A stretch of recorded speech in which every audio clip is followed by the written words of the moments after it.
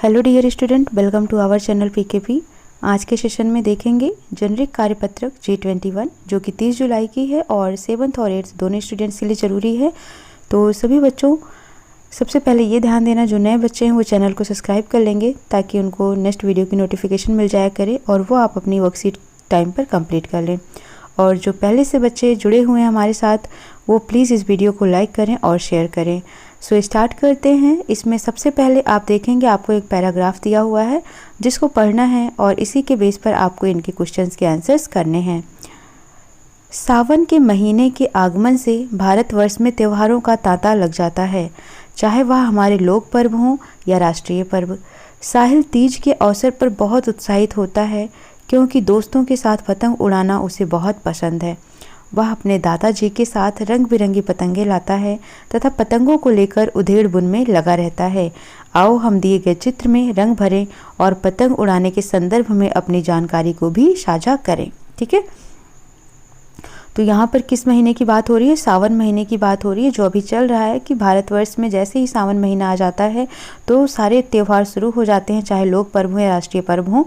ठीक है, और जो साहिल है वो तीज के अवसर पर बहुत ही खुश होता है क्योंकि उसको पतंग उड़ाने को मिलता है और वो अपने दादाजी के साथ जाता है, नई नई और प्यारी प्यारी कलरफुल पतंगों को लेकर आता है। ठीक है, तो यहाँ पर पहला आप देखोगे अपनी पसंद की पतंग का चित्र बनाइए। तो आपको जैसी भी पतंग पसंद हो, ठीक है, आप उस तरीके से यहाँ पर एक चित्र बना सकते हैं। क्लियर? तो आप बना सकते हैं अपनी पसंद से कोई भी एक पतंग। दिल्ली में पतंग किस अवसर पर उड़ाई जाती है? अब हम क्वेश्चंस के आंसर्स करेंगे। तो बच्चों, सबसे पहले हम पहला देखेंगे, प्रश्न नंबर 1, दिल्ली में पतंग किस अवसर पर उड़ाई जाती है? तो याद होगा आपको, दिल्ली में 15 अगस्त को पतंग उड़ाई जाती है। ठीक है, 15 अगस्त को पतंग उड़ाई जाती है, तो 15 अगस्त लिखना है आपको। भारत के निम्नलिखित राज्यों में किस अवसर पर पतंग उड़ाई जाती है, उनका नाम लिखो। तो ज़्यादा से ज़्यादा जो होता है भारत में वो मकर संक्रांति पर ही पतंगों को उड़ाया जाता है।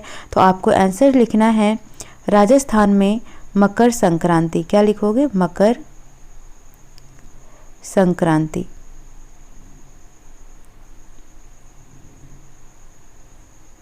ठीक है, यानी कि राजस्थान में मकर संक्रांति के दिन पतंग उड़ाई जाती है। वहीं पर अगर हम गुजरात की बात करें तो गुजरात में भी मकर संक्रांति को ही पतंग उड़ाई जाती है, बट वहाँ पर इसको दूसरे नाम से जानते हैं।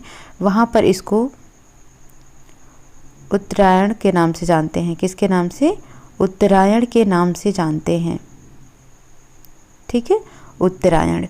हरियाणा में भी आप लिख लेना मकर संक्रांति। क्या लिख लेना? मकर संक्रांति, या संक्रांत बोलते हैं इसको हरियाणा में। ठीक है, तो मकर संक्रांति के दिन ही वहाँ पर भी पतंग उड़ाई जाती है। अब केरल की बात करते हैं। तो केरल में पोंगल के दिन पतंग उड़ाई जाती है। ठीक है, केरल में कब उड़ाई जाती है? पोंगल के दिन पतंग उड़ाई जाती है। तो इस तरीके से राजस्थान में मकर संक्रांति, गुजरात में मकर संक्रांति जिसे उत्तरायण के नाम से जानते हैं, केरल में पोंगल और हरियाणा में मकर संक्रांति या संक्रांति के दिन पतंग उड़ाई जाती है। ठीक है, तो इस तरीके से आपको क्वेश्चन नंबर 2 के आंसर्स को नोट कर लेना है। अब प्रश्न 3 है आपके पास, पतंग नंबर 1 में कितने वर्ग हैं? तो यहाँ पर देखते हैं पतंग नंबर 1। ठीक है, इस तरीके से आपको दिया हुआ है, तो इसमें काउंट करोगे। देखो, सबसे पहले हम दिखा देते हैं आपको, ये दे रखा है 5 ब्लॉक का है।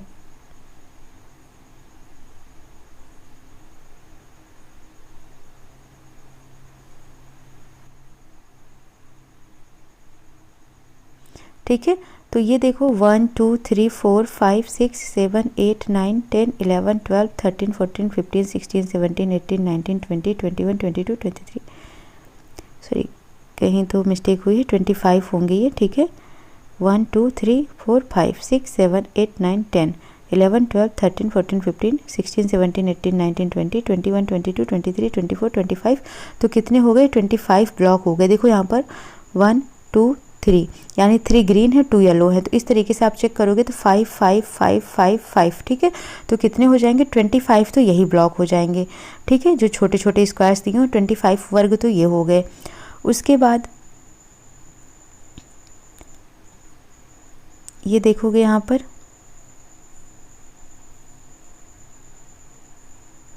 ठीक है 25 तो ये हो गए।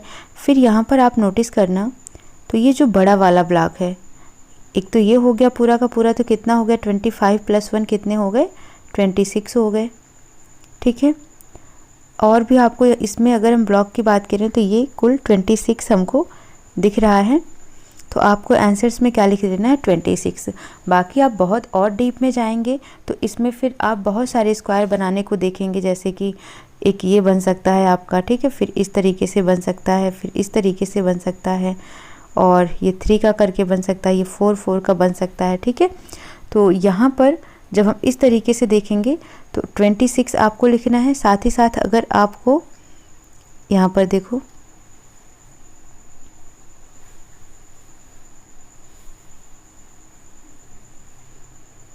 एक ये वाला भी बन जाएगा, ठीक है। तो फिर एक ये वाला बन सकता है 3 का, एक ये 4 का बन सकता है, एक ये 5 का बन सकता है, ठीक है। तो इस तरीके से आप देखेंगे तो टोटल कितना हो गया 25 तो ये था, और प्लस इसमें 1 2 3 एंड 4 आप और ऐड कर दीजिए तो कितने हो गए 29 हो गए, ठीक है। इस तरीके से हो गया। अब इधर से आप देखोगे 1 2 एंड 3, तो ये 3 आप इसको ऐड कर सकते हो, ठीक है। तो 29 में 3 और ऐड कर दीजिए तो कितना हो गया ये 32 हो गया। प्लस अब इधर से 2 2 का ब्लॉक बनाएंगे, 2 3 एंड 4, ठीक है। तो 32 में 3 ऐड कर दीजिए तो कितना हो गया 35 हो गया। इधर से देखेंगे तो ये वाले ब्लॉक बनेंगे, ठीक है। तो 35 + 3 कर देंगे 38 हो जाएगा, और ये बीच में 2 का और 3 का बनाएंगे, ठीक है। तो इस तरीके से टोटल 40 स्क्वायर्स बनेंगे आपके। कितने बनेंगे 40 स्क्वायर्स बनेंगे। तो पतंग नंबर 1 में कुल कितने वर्ग हैं, तो आंसर लिखना 40 वर्ग बनेंगे, ठीक है। 26 वर्ग आपका राइट नहीं होगा क्योंकि इसके अंदर भी और सारे बनेंगे, तो आपका राइट आंसर हो जाएगा 40 वर्ग करेक्ट आंसर। पतंग नंबर 2 में कितने त्रिभुज बनेंगे, तो यहाँ पर देखो 1 2 3 4, ठीक है। एक तो ये हो गया, फिर एक ये वाला हो गया 5, फिर एक ये वाला 6, ये वाला आप देखेंगे 7, और ये वाला देखेंगे 8, ठीक है। 8 त्रिभुज बन रहा है यहाँ पर, 8 त्रिभुज, ठीक है। तो कितने वर्ग बनेंगे पतंग 1 में 40 वर्ग, और पतंग 2 में कितने त्रिभुज बनेंगे 8 त्रिभुज बनेंगे। और यहाँ पर देखो, अगर ये यहाँ पर क्लियरली दिख नहीं रहा है, ये आपको एक सर्कल की तरह दिख रहा है, अगर ये क्लियरली इस तरह से कुछ दिखता तो एक ट्रायंगल, इसको भी हम मानते हैं, बट ये क्लियर नहीं विजिबल है, तो आपको सिर्फ इसका आंसर 8 ही लिखना है, ठीक है। बट वर्ग आपका 40 होगा, इसको याद रखना, इसमें कन्फ्यूज नहीं होना है अब आपको, ठीक है। नहीं समझ आएगा तो कमेंट सेक्शन में आप मैसेज करना, मैं फिर से आपको इसको एक्सप्लेन कर दूंगी। देखो 25 ब्लॉक हो गए, प्लस ये बड़ा वाला एक 1 हो गया, ठीक है, ये तो +1 हो गया। प्लस अब देखो, अगर हम इस साइड से काउंट करते हैं तो इस 2 का भी ब्लॉक बन सकता है, इधर से ये 3 वाला ब्लॉक बन सकता है, 4 वाला बन सकता है, तो हम इसमें 4 और ऐड कर देंगे, 3 और ऐड कर देंगे, है ना। फिर अगर हम इधर से देखते हैं तो ये 2 का बन गया, ये 3 का बन गया, और ये 4 का बन गया, ठीक है। तो 3 इसमें और ऐड हो गया। अब नीचे से भी देखोगे 3 2 का, फिर 3 का, फिर 4 का, तो यहाँ फिर से 3 ऐड हो गया। अब इस कॉर्नर से देखोगे पहले 2 का, फिर 3 का, फिर 4 का, तो +3 और हो गया, ठीक है।